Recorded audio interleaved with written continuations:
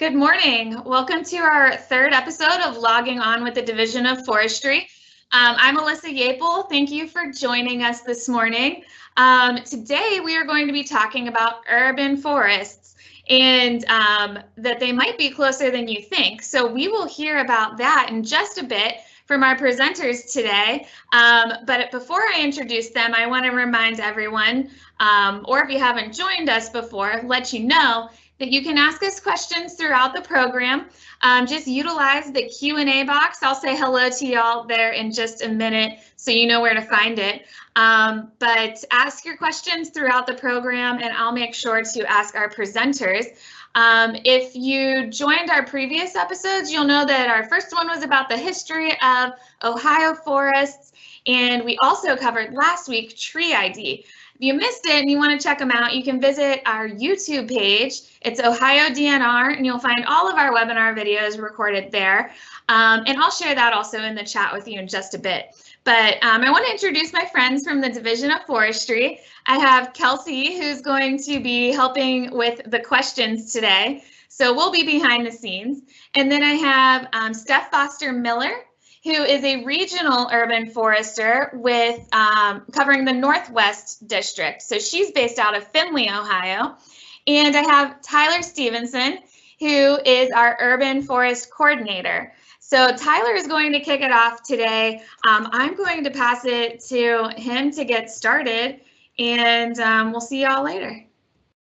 You're going live now, Tyler. All right. You see my presentation now? Yes. All right. There you go. Welcome. Good morning. As Alyssa said, my name is Tyler Stevenson. I'm the Urban Forestry Coordinator with the Ohio Department of Natural Resources Division of Forestry. And I'm joined here with Stephanie, our Northwest Regional Urban Forester. She's up there in Region 4, as you can see from the map. As you can see, we're part of a team of 6 regional urban foresters that cover the entire state. Each one covers a few counties, and we'll get into that, what we do a little later. I'll touch on it here at the beginning, but Stephanie will get into it later on.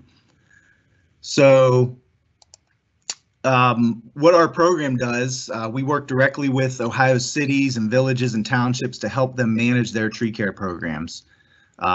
We meet lots of people. We go to lots of different cities. We provide the communities with the information and the tools they need to grow their trees in our built environment. And in fact, some of the information that Stephanie's going to go over today is covered in our Tree Commission Academy, which we've had mayors and city council and city staff have attended over the many years that we've provided this assistance to our communities. In fact, we just celebrated in 2019 our 40th year of providing urban forestry assistance to our communities with a celebration at DNR Park at the Ohio State Fairgrounds. And in this picture, as you can see, there's many of the urban foresters who have worked with us throughout the years. Many smiling faces there. Just a reminder of what a fun job it is and a happy and long career you can have in urban forestry. You kind of want to plug that as a thing, a nice long career in urban forestry with all the happy, fun people that we get to work with.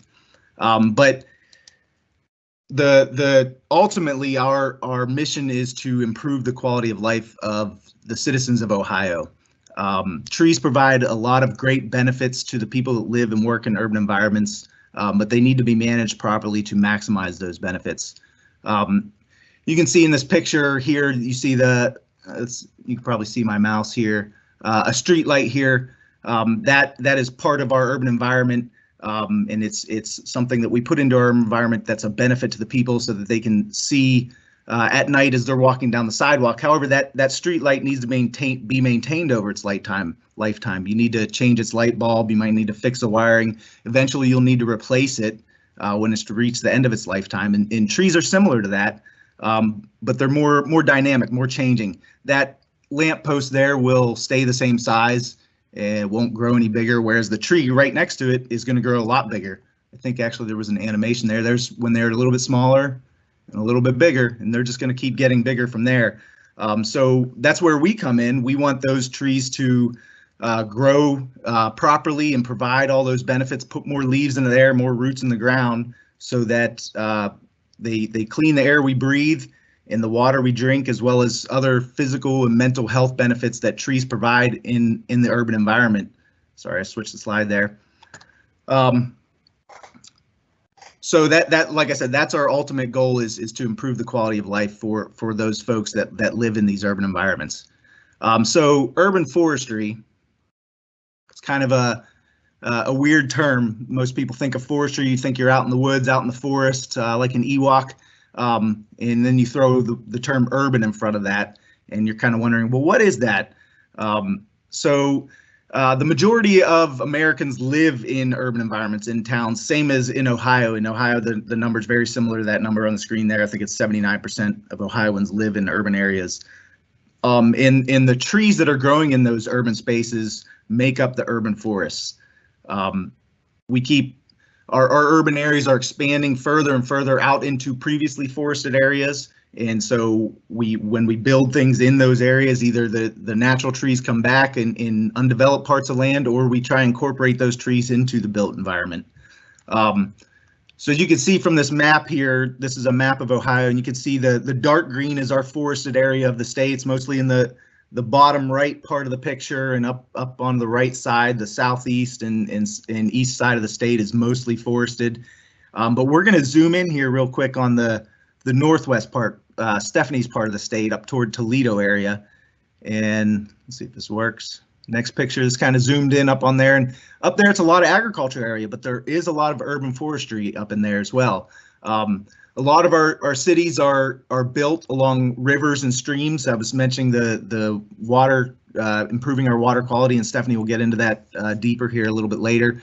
But our communities are often built right on rivers and streams, and as you can see, there's trees along the river, along the Auglaize River there, and along the Maumee River, and trees in the parks, the Riverside Park there. All those trees make up our urban forest.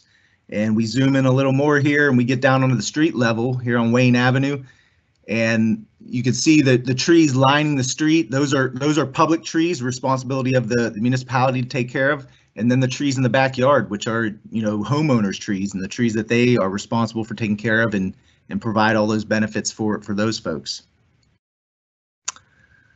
So urban forestry is the management of these trees and woody plants in our urban environment, and it turns out it's pretty complex. Just like trees in the forest, they have a lot of interactions with other wildlife and insects and other trees. There's a lot of interactions between trees and our built environment that us as urban foresters help to manage. Trees growing in sidewalks, up next to buildings, I'm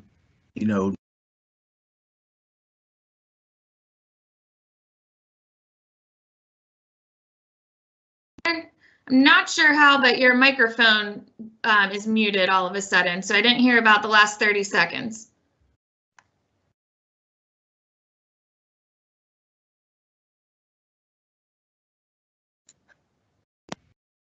There we go.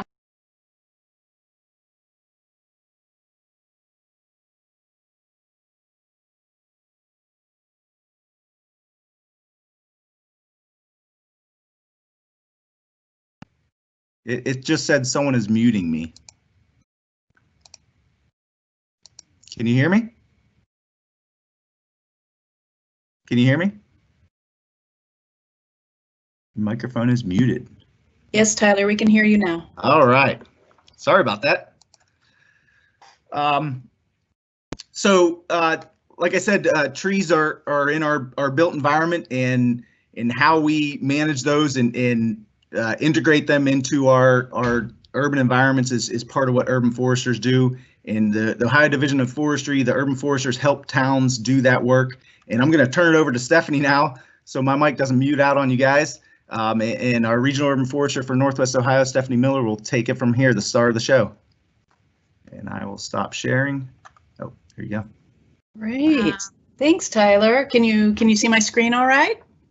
Getting it loaded right now, Stephanie. I can see the PowerPoint, and there you are. You're live now. Great, great. Well, thanks so much, Tyler. I have to do one more thing to adjust here, and there we go.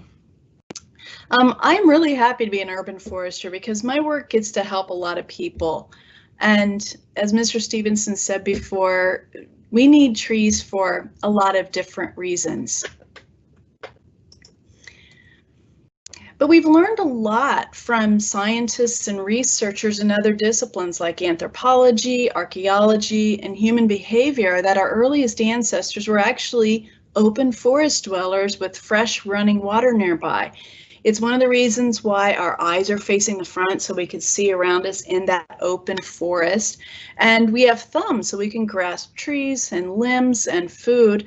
And so we've discovered that our earliest ancestors were forest dwellers. So instinctively, we are most comfortable and function best when in and near forests. But what's weird about humans is that we don't see the trees around us, we feel them. So the next time you're out and about, watch where people have moved picnic tables in the park and look at where the parking spots first fill. And also, where do people first sit for parades? They like to sit under and around the trees. But before I go on, let me give you a little history about urban forestry. A lot of the modern urban forestry that we know today started in the United States with the sanitation reforms after the U.S. Civil War. Prior to the late 1800s, most of the streets were mud and there were boards covering places where people needed to walk. And of course, we had horses and stuff like that, which left fecal matter into the streets with that. But also, we had open sewage draining, either running right through the streets or in trenches like what you see here. So yeah, guess what these kiddos are putting their feet on? It's not water. It's not clean water. Also, that horse isn't sleeping. So these were the kinds of things that we were facing in our country and our communities. And community leaders across the country knew that we needed to do something to clean this up and make our villages and cities healthier and more prosperous. And those are where the sanitation reforms came in. And it was during this time that the tree lawn concept was born.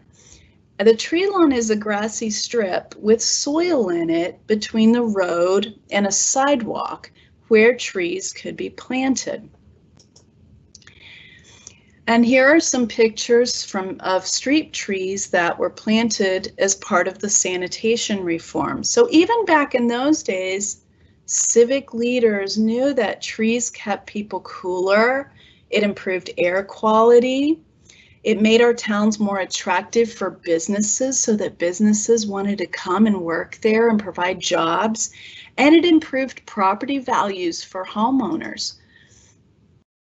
And also, even back then, they knew that it helped human health. In fact, one of the reasons for the push to increase the number of street trees in particular and parks in communities was because children were dying by the thousands in cities and communities due to urban heat. It gets very hot where there aren't trees, and that was a major push to create these growing places for trees to grow in our community. So what's happened since the early 1900s? Yeah, there's a lot of stuff on this screen. I don't expect you to read it. But what I did want to show, and can you see my mouse on the screen here? I don't see it. Okay, that's okay. Well, on the top part where the green is, you'll see that we have a series of I think kind of good things that happened with urban forestry. And then on the bottom of that black line where the red is, some things that kind of set us back a little bit. So we had a series of jump starts and a few setbacks early in our history. But you'll see on the far left side on the top that the first Arbor Day, one of the United States' oldest official holidays, was celebrated during the sanitation reform. So I don't think that that's an accident. But since then, a lot of those trees that were planted during the sanitation reforms and then during the rebuilding after the Great Depression, They were planted and they grew until Dutch elm disease hit our shores and killed millions of elms across the country. Soon thereafter, though, the term urban forestry was coined in Canada, and within a decade, the Ohio Division of Forestry began their urban forestry program to our communities. And then most people that were doing urban forestry work were more trained foresters or horticulturalists, trained to work in the woods and in gardens, not necessarily in an urban environment with street trees. So colleges began to create urban forestry programs and degrees so that we could get professional staff into our towns. So let's start seeing where we are now, and you're going to see a big change in this. And looky there. So we still have a lot of stuff in green on the top, and we have a lot of really good things going on in urban forestry. But what I want to point out, yeah, we got some good things, so let's dance for that one. But what I want to point out is that we also have a lot of stuff in red, which isn't so good. We've got climate change facing us. We have longhorn beetle popping up in places. We had a lot of tree commission and those urban foresters that were initially trained in urban forestry retiring, and they take everything with them. And so in that we have a whole lot of challenges in the future. But the good thing about that is we can do a lot about these setbacks, but it takes urban foresters and a lot of friends to address those. Now, even though community leaders back in the late 1800s knew that trees and street trees were vital to the health and economic prosperity of cities and villages, that was purely from their observations. We needed scientific proof to show that, beyond a shadow of a doubt, that large, healthy tree populations are a wise investment of taxpayer dollars. One of the leading researchers in this field, Dr. Jeffrey Donovan with the U.S. Forest Service, says, if you can't count it, it doesn't count. So we're really fortunate that scientists all over the world have and continue to study the benefits of urban forests for humans. So let me share some of those here. Let's start with local business. This stuff is really cool. We know that if there are trees around where you shop, that people are unconsciously willing to pay a little bit more, about 11% more for the products, because the trees make us believe that the store owner and the products themselves are better quality. Also, people are more willing to come back to areas where you have shade trees more often and stay longer. And so that's really great for local businesses.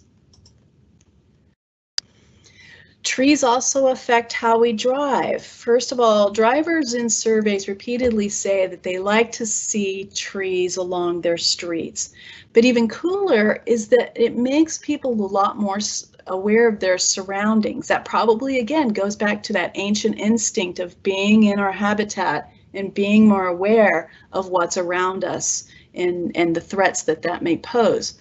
So drivers slow down, they look around a lot more, which results in fewer car accidents and even fewer people getting hit by cars.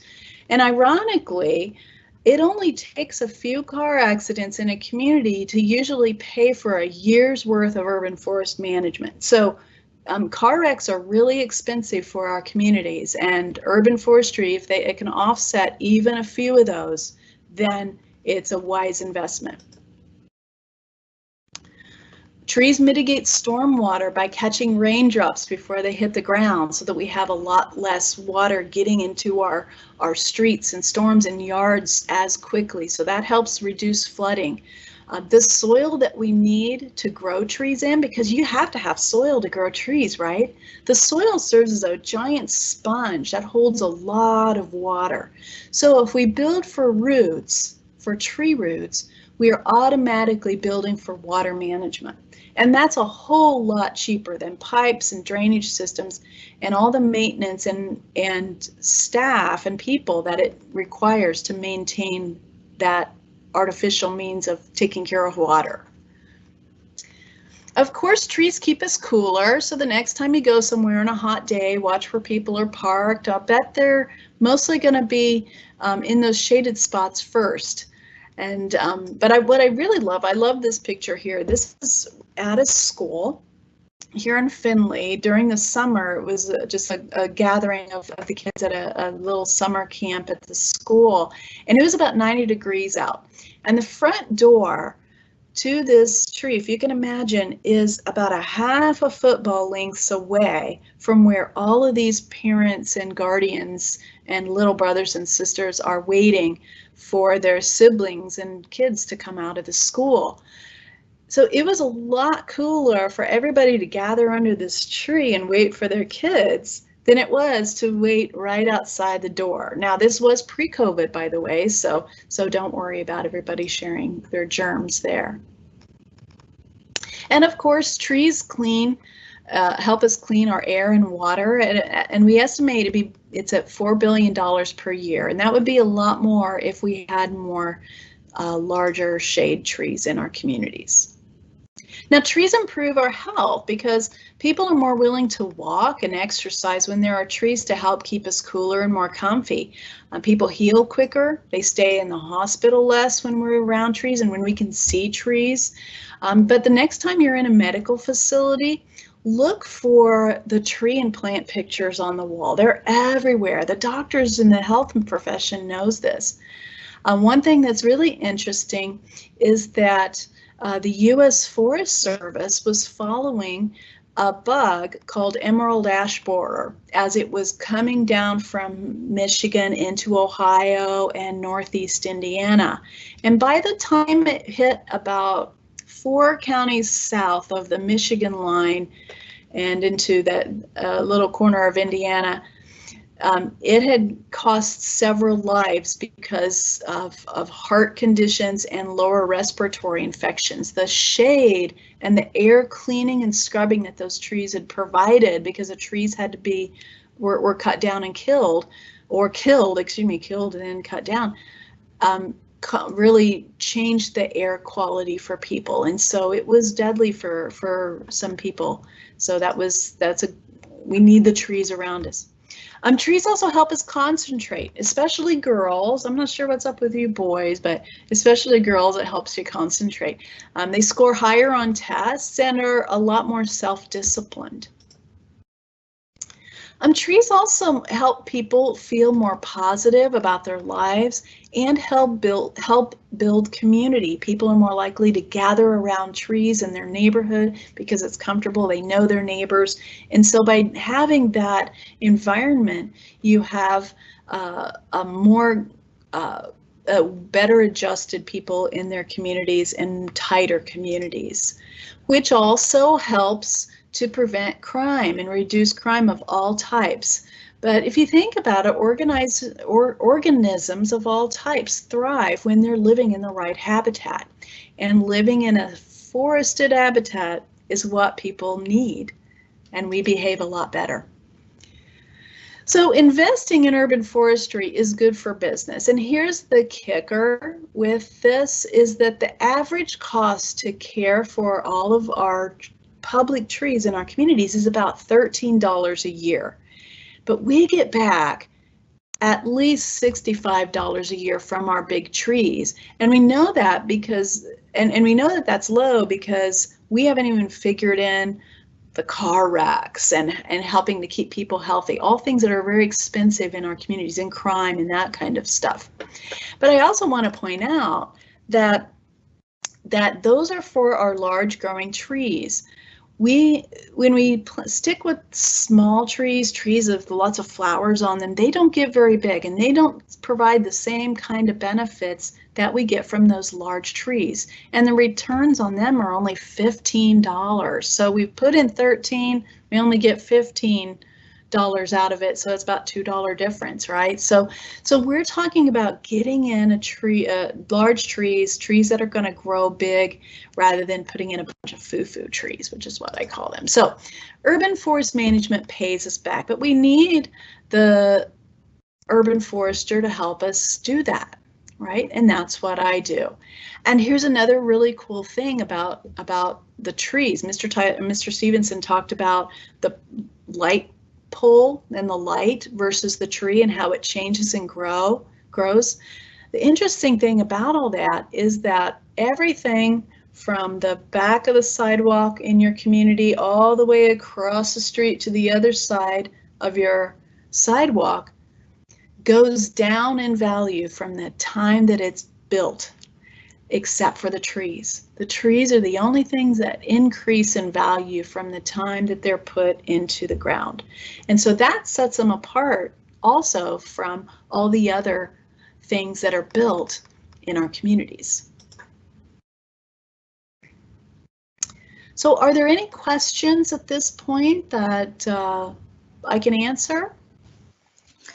At this point, I do want to say, Steph, you talked about where people sit and that's under trees, and I just have to say it reminded me of the Ohio State Fair and how everybody flocks to the DNR park, Natural Resources Park there, because we're like the only place with trees, which it's true, people do want to sit under trees. I was wondering, so do many people realize that urban forestry exists, and how do you work with youth at all to help educate them, maybe on Earth Day or stuff like that? Do you work with schools? We work with a lot of communities that work with that. So occasionally we'll do that, but one of our goals and jobs with the Division of Forestry is helping to equip our local leaders and tree commissions so that they can help educate local schools. And when it comes to the urban forestry, and Earth Day is a part of that, and we really promote Arbor Day, which is the next week after Earth Day. Sorry, it's an I should not holiday. have overlooked Arbor Day. Yeah, so yeah, but yeah, we do, and that's an important part because yeah, you guys are the future. And did I just change my screen? Whoops. No, I'm still seeing the same thing.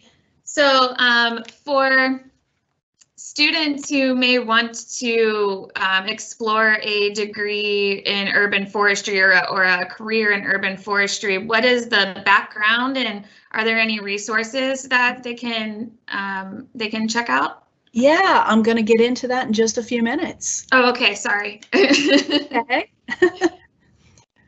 Should I go on? You can keep going, yeah. All right, great. Well, let's talk a little bit more then about urban forestry. Well, the thing about it is when you look a little deeper at it, urban forestry means a lot of different things to a lot of people. But what do we really want in the towns in which we live, work, and play?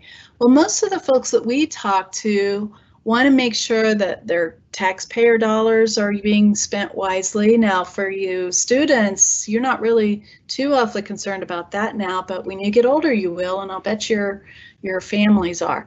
But they also want to make sure that our communities are well planned, managed, that things are organized. They want their towns to be welcoming, safe, and healthy.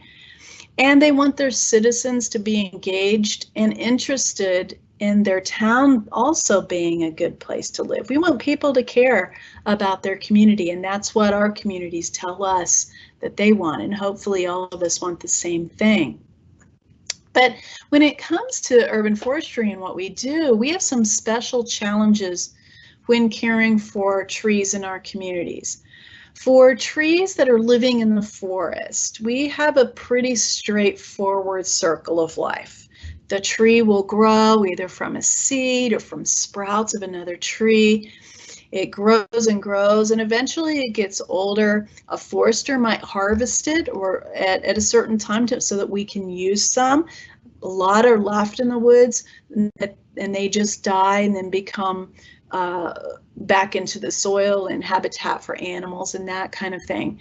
And so the circle of life is fairly straightforward in the forest, in the woods.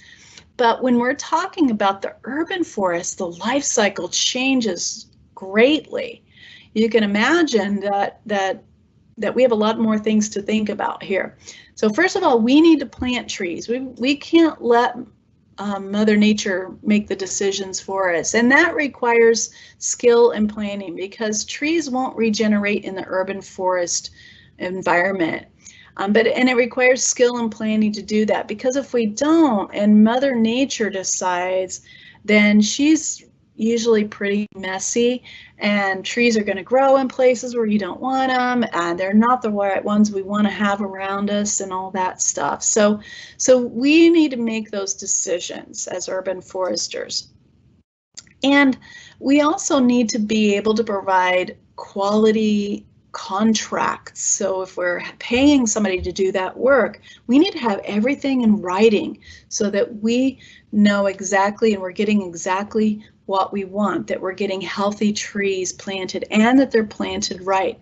And then oversight of all urban forestry activity is critically important in making sure that our trees are safe, that they're healthy, and that we're getting exactly what we're paying for with our taxpayer dollars. We are servants of the public, and so we have a great responsibility to the citizens that we serve. And then we need to care for them as they grow, because our street trees ask a whole lot of us. They need to be 15 to 18 feet over our street so that the garbage trucks and snowplows don't rip off the branches. We need them away from our electric wires and high enough not to poke us in the eye when we're walking on the sidewalk or in our yard. So training our young trees so that they have good form. We equate that to teaching manners to young people, and also how to be responsible as adults. And then continuing to care for them throughout their lives with regular checkups and keeping their soil healthy, and pruning when problems, and to prevent problems, pruning occasionally is really important part of our job. Hey, Steph. Yes. So we have a question that came in. Somebody asked, can you point to some cities that have good programs that protect large trees? And then they put in parentheses, tree preservation, sidewalk repair versus tree cutting, etc. They are all over. We have we work with hundreds and hundreds of communities that do really amazing work, and each community is a little bit different in how they address those issues. I'm speaking of my region, Sylvania, Perrysburg, Bowling Green in particular do a very good job. Ada, Bluffton, are some in Northwest Ohio. I would defer that, the others, to my colleagues in their parts of the state. Okay, thank you. Yeah. But I will note that we work right with the towns to help them figure out what's going to be best for them to protect their trees. That's really, really important. So great question, right? We need to be able to watch and keep track of our trees as they age. We need to evaluate them when it's time to replace them, and then safely remove them, because if we don't, then bad things happen. We don't want that, right? So we don't want trees falling over onto buildings or cars or anything like that. And by the way, if you can see this picture where the tree has fallen, I had just been to that tree the week before and said, you need to get that tree out yesterday. It was really a dangerous tree. And that a qualified urban forester is specifically trained to inspect trees for that kind of safety stuff. And because safety is always our top priority in the public arena and serving the public, of course, urban foresters must also prioritize the work that we do. We don't have unlimited budgets, so we always start with planning. How are we going to address and manage our trees? What is our highest priority? Then we move to risk management, which often means removing those trees when they age. Trees don't live forever. They have lifespans, a lot of them about the same life as humans in our urban environment. We moved them, and then to caring for our trees, our young and mature tree care work. And ironically, our lowest priority is planting. because it's imperative to take care of the trees and care for the tree canopy that we already have first and make sure that it's safe and continues to pay us back. But what urban foresters are often pressured to do, though, is to plant first, and that's because that's what's most politically popular. That's what people want. That's what people often think is the top priority. So we end up doing a lot of education all the time so that people and our community officials understand why we're doing what we're doing and why we're doing it when. So that's a really important thing that we're always having to do. And then to some of the professions themselves, we have a couple of definitions for you, because for those of you who are considering a career with trees, it's helpful to know the difference. And we have a lot of great professions that will deal with trees. But particularly as it deals with urban forestry, the first one is arboriculture. And arboriculture is the care of trees and shrubs in the landscape, where urban forestry specifically is the care of trees and shrubs in the landscape. It's using arboriculture, to systematically manage an entire population of trees. And then there are corresponding professions. The arborist is a person who cares for the individual trees, whereas the urban forester is the manager in charge of a large-scale system. The arborist focuses on tree care. So they do the pruning, they do the planting and removal for us, they focus on tree health care, whereas urban forestry is a social science. We need to be able to know how to work well with people, how to write well. Public speaking is a big part of our thing, as well as arboriculture, and have management skills. So we rely greatly on the arborist. We're arborists too, but we have a lot more on our plate and a different kind of work on our plate. And although a good arborist needs to know a lot, college isn't required. Some of the best arborists I know haven't been to college. But urban foresters need to have at least a bachelor's degree, and many have more than that, especially for those urban foresters that found urban forestry after they'd already gotten degrees in biology or a related science, because it is such a great career and say, I want to do this. So a lot of them end up going back to school, and a lot of them will have master's degrees because they went back to learn how to do urban forestry really well. And then in particular, those of us at the Ohio Division of Forestry, we've got really great jobs. We were modeled after the Ohio Service Forestry Program, who works directly with landowners who own woods to help them manage it. Our program is managed like that. So we have 6 regional urban foresters and a state coordinator, Mr. Stevenson, who you met at the beginning of the presentation. And between us, we have over 140 years of experience in these positions, and nearly 200 years of experience when you look at all of our time before even joining the state. We're all certified arborists. We're also municipal, which means city. We're municipal specialists, which is a specialty as a certified arborist. And we're also tree risk assessment qualified, which shows that we have special training and skills to evaluate tree dangers. And we're really one of the only states that has professional urban foresters that work right with the towns. In their towns, we'll go to them, which is really great. And we've helped establish most of Ohio's local urban forestry programs. So it's really an honor to be a part of this. And we help organize local tree commissions, who are citizens appointed by mayors to advise the communities on all things trees. We help to create laws regarding trees and help with develop management plans. We do a lot of tree checks for construction, and we help towns pick the right tree species.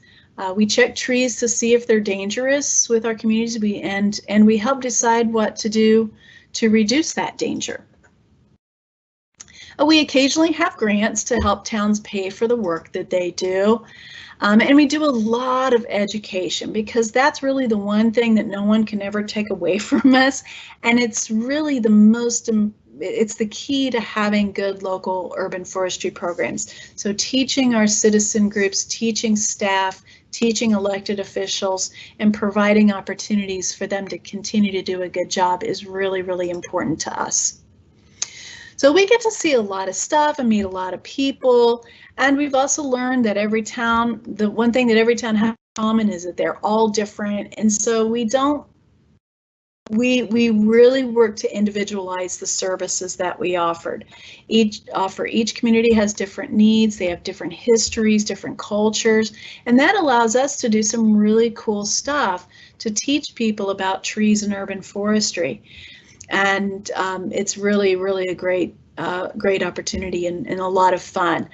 We're really proud of our Tree Commission Academy. It was awarded the Arbor Day Foundation's Award for Education Innovation right out of the gates. So that was a tremendous honor. And we have to give a shout out to Ohio's communities. We've had more Tree City USA communities than any other state for almost the entire history of the program. So that's a real honor, and they do a lot of great work, all of our communities. And about half of Ohio's population lives in a Tree City USA community. So you probably live in one. And we can't do this without a lot of friends. In our industry, we need to work with a lot of people. In the top left corner are our profession's athletes. These are the tree climbers. They climb trees with ropes and equipment that is a lot like rock climbing. They are amazing. So if you ever get an opportunity to watch a tree climber work and prune in a tree, oh my gosh, just set out a blanket and watch. It's a lot of fun. They're amazing, and we really can't do the work that we do without them being able to go up into the trees and do that work.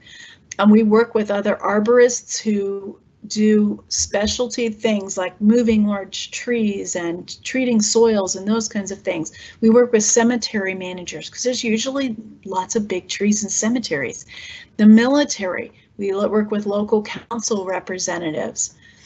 We work with the TV, newspaper, and radio stations to let people know what's going on and to educate people. We rely a lot on Ohio State University Extension for publications and online information, and they help a lot of the homeowners with their personal tree concerns, and so they're a tremendous resource here in Ohio. We work with engineers and public staff, people who process wood, and zoos. And yes, that's Jack Hanna in the top right corner of the screen here. You probably know him from TV. And if you don't, ask your folks or ask some adults around you about Jack. But zoos have a lot of trees in our urban areas, and they call on us occasionally to help them make some decisions about trees, what to do with them. I get to work on the elephant exhibit at the Toledo Zoo and other places around the Toledo Zoo. So that's kind of a neat thing about our jobs in particular. And then researchers are critical. Ohio hosts a Tree Biomechanics Research Week every 3 years, and researchers from all over the world come here to tear and break apart trees so that we can find out what makes them break, fall over, and stay standing. It's very, very important research. And even NASA rocket scientists from the Glenn Research Center in Cleveland have gotten into the tree research with us. So I'm going to share with you a video. And let me find it here.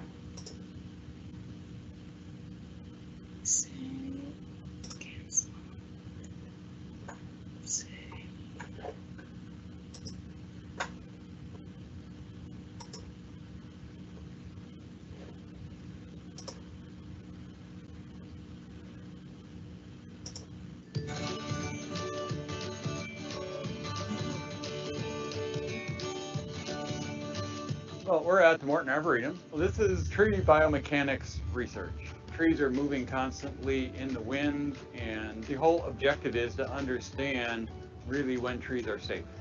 My friend Mark Hanigman, who's been doing tree work for me for years, he talked about some of the difficulties they were having in trying to make measurements, displacement measurements on trees. And I said, hey, if you give me a can of white paint and a can of black paint, I can come out and I can show you how to do it. We can measure the deformation of the whole tree all at once. We put a black and white speckle pattern on these trees, and that speckle pattern gets tracked by sets of stereo cameras. The fancy term is stereo photogrammetry.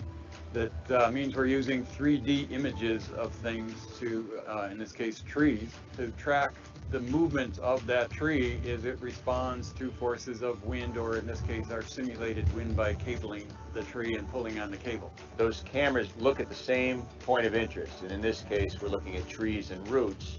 In looking at those things from two different points of view, we're able to do software calculations of the actual deformation that's going on, and from that we can calculate stress and strain that the trees or the roots are undergoing. We're employing some technology on trees for the first time, and this technology has been used in a lot of other things. Specifically, it was developed with NASA for the space shuttle program to look at the deformation of the surfaces of the space shuttle if it gets hit by an object, which did cause a serious problem for it. Obviously, this experiment is destructive of trees, but we were able to choose ash trees for the study, and they're going to be gone soon anyway, so we're really not harming good, useful trees. What's really interesting is the fact that this has never been done on trees before. I mean, it's groundbreaking research in the fact that, you know, nobody really understands how the full tree deforms under this kind of loading. They want to understand how trees fail, what makes them fail, and what we can do to make them stronger. This is part of helping to understand when trees are safe and sound, and when trees may be a hazard and need to be either removed or in some case, braced or reinforced.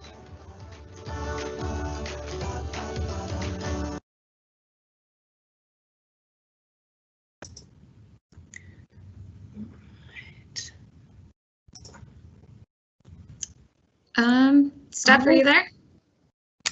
I am here. I'm pulling up the rest of the presentation. I'm almost done. Yeah, I hope this is the right screen. Is that the right screen? Yep. All right. Yeah, so it's really cool. We're really honored. So that originated, whoopsie, let me stop. Sorry about that. I'm hearing another video here.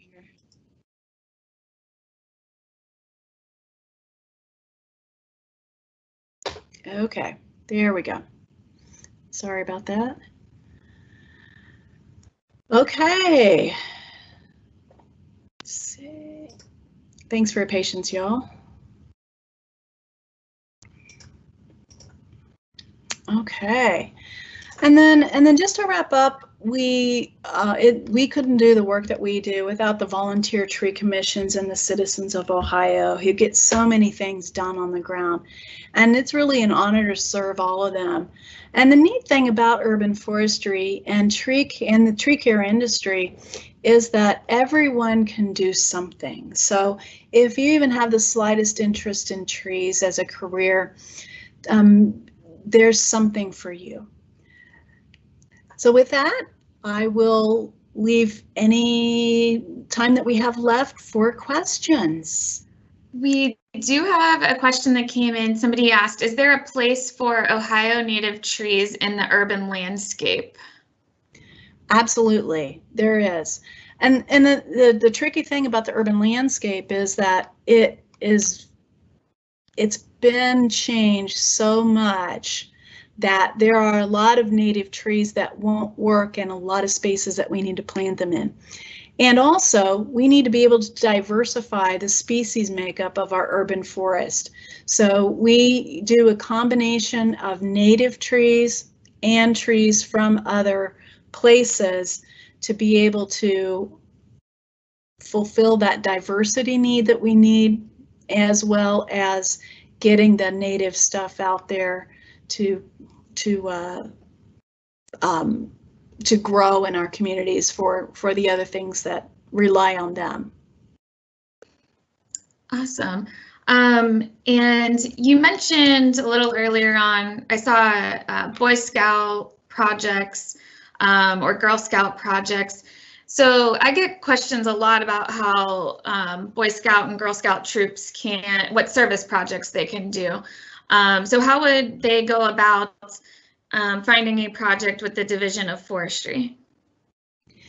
Well, it probably wouldn't be with us as far as urban foresters go. What I would suggest is that they visit their local community and ask if they have a tree commission, and ask their tree commission what they can do. In fact, one of my communities just had an Eagle Scout project that they streamed live his project. So, and there are lots of little things. I have some communities that utilize some of the scouts, and some of them are a little bit older, to help cut invasive species in their community. And some have used them to help measure trees, and those a lot of different ages can do that. So yeah, I would suggest they contact their community and see what they have locally. Okay, and I just want to add that we do have a lot of service projects at ODNR. So if you go to the Girl Scout, or excuse me, the Girl Scout and Boy Scout webpage that we have, you can find service projects there. I did want to ask Tyler about. I shared in the Q&A. Some of you may have seen it. The Stryker. I think it was, what is it? The Stryker Forest Team, Strike Team. Urban Forest Strike Team, yes. Yeah. Can you talk about the work that urban foresters do, such as when there was the tornado outbreak last May? Yeah, I'd be happy to. The name kind of throws you off, sort of like urban forestry. We don't wear utility belts or have capes or anything, but it is called the Urban Forest Strike Team. It's an initiative started by the Forest Service and the southern states that were experiencing a lot of hurricanes coming in through the Gulf, and a lot of tree damage associated with that. And they were noting that after these events occurred, obviously there's a lot of tree damage, but they were having these companies come in, tree work companies that are kind of fly-by-night tree companies, and removing trees that probably shouldn't have been removed, and leaving trees that were hazardous and leaving them to provide that has more risk for the community. So the Forest Service in southern states decided to get together third-party urban foresters to evaluate the tree risk associated with communities' trees after a disaster. So Ohio, we got ours together, I want to say in 2015.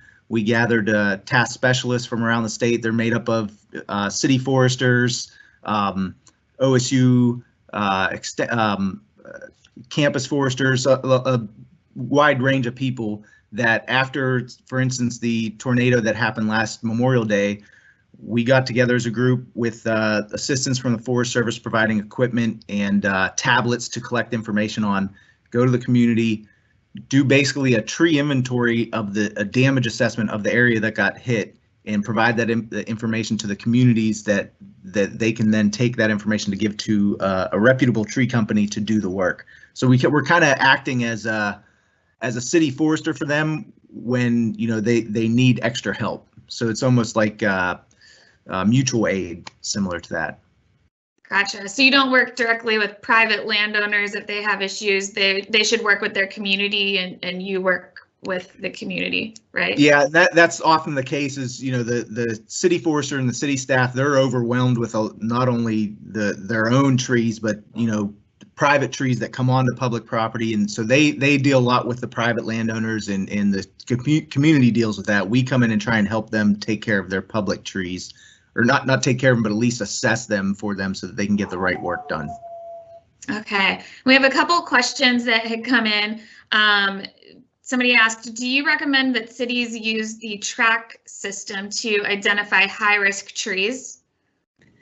Absolutely. Yeah, well, you can. I was going to say, I should have mentioned that with the strike team. We follow the tree risk assessment qualification protocol for those urban forest strike team assessments. Steph, you were going to say something. Go ahead. Thanks for explaining what track meant, because we have so many acronyms at ODNR that I don't even know what all of them mean. So yeah, that's an International Society of Arboriculture's qualification And you go through a pretty stringent coursework, and then every 5 years you have to renew it with another set of courses to renew your knowledge on assessing risk in urban forests. Gotcha. And, I'll pass and it to you. and the important piece to that is that it aligns with other risk management professions. So for engineers and so bridge inspectors, all these folks. So we are now in line with the entire profession of risk assessors. So it's better recognized by insurance and those kinds of things. So it's important to follow it. Yeah, I was going to say that kind of adds to the other part of that urban forest strike team is the information we provide is utilized by the community to get reimbursement from FEMA for the disaster. So if the information is collected according to FEMA standards, the community can get reimbursed up to, I think, 70% of the work that was done to reduce that risk and clear out the tree debris. They'll get reimbursed if it's collected correctly, and that's where that strike team kind of comes in to collect that data. Yep, and that strike team, by the way, we were in the Dayton area. Sorry, yeah, I didn't mention that. Okay, I'm not sure which one of you wants to take this question, but somebody said after the EAB, so emerald ash borer, impacts on ash, do you still recommend the planting of all of the same species along a tree? And while we're on that, for those who may not be familiar with invasive species, could you also elaborate on what exactly an invasive species is? Sure. An invasive species are insects, plants that are from another place that come in and essentially take over the area. So they displace the regular plants or animals that would normally live in that area. So they just use up the habitat.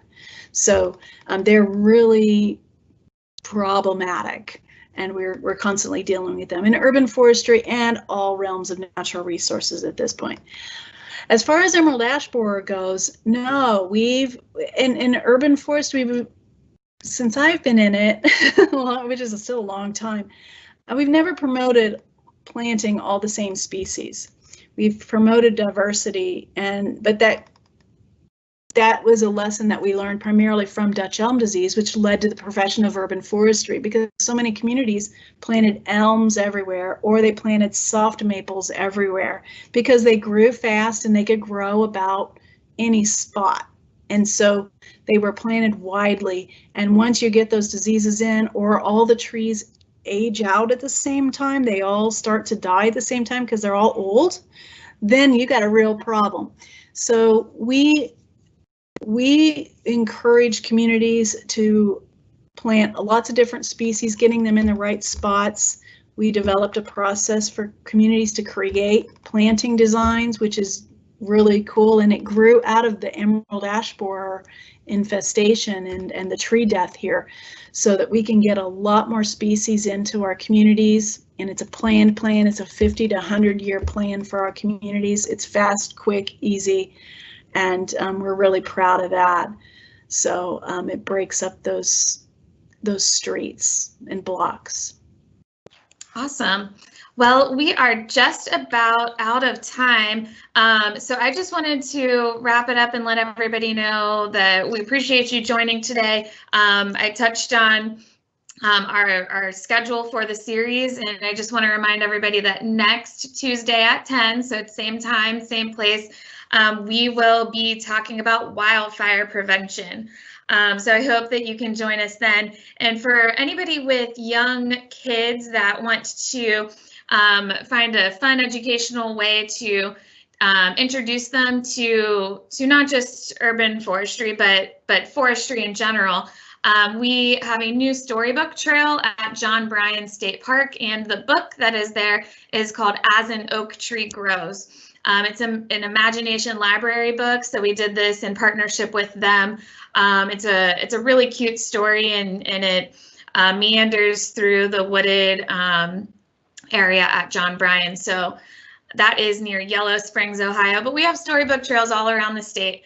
but that one specifically is relating to forestry. So I hope you can get out and check it, and I hope that we see you next week. And thank you so much to Steph and to Tyler, and behind the scenes, Kelsey, for helping out with today's webinar.